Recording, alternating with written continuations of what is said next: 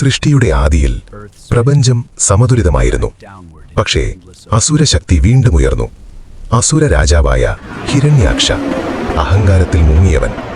അവൻ കരുതിയത് എന്നെ ആരും തോൽപ്പിക്കില്ല. ജീവന്റെ പ്രതീകം അവളെ പിടിച്ചു.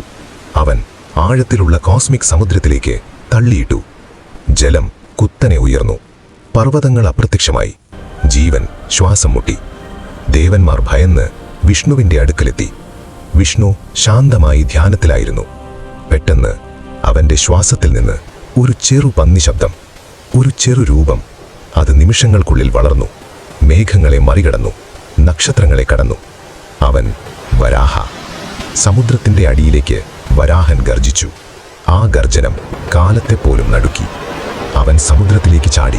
ജലം പിളർന്നു. അടിയിലിരുട്ട്. അവിടെ ഭൂദേവി തടവിലായി. വരാഹൻ തന്റെ ശക്തമായ കൊമ്പുകൾ കൊണ്ട് ഭൂമിയെ മെല്ലെ ഉയർത്തി. ഹിരണ്യാക്ഷൻ തടഞ്ഞു. എന്റെ വിജയം ആരും കവർന്നെടുക്കില്ല. യുദ്ധം തുടങ്ങി. സമുദ്രം പൊട്ടിത്തെറിച്ചു. ആയുധങ്ങൾ മിന്നലായി തെളിഞ്ഞു. വരാഹന്റെ ഓരോ പ്രഹരവും ധർമ്മത്തിന്റെ ശക്തിയായിരുന്നു. അവസാനം അസുരൻ വീണു. അഹങ്കാരം തകർന്നു. വരാഹൻ ഭൂമിയെ തന്റെ കൊമ്പിൽ താങ്ങി വെള്ളത്തിൽ നിന്നുയർത്തി. ജലം താഴ്ന്നു. പർവ്വതങ്ങൾ വീണ്ടും പ്രത്യക്ഷപ്പെട്ടു. ജീവൻ വീണ്ടും ആരംഭിച്ചു.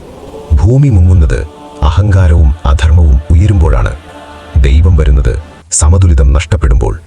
വരാഹന്റെ രൂപം പറയുന്നത് രക്ഷ ഏത് രൂപത്തിലും വരാം. ഓം നമോ ഭഗവതേ വരാഹായ.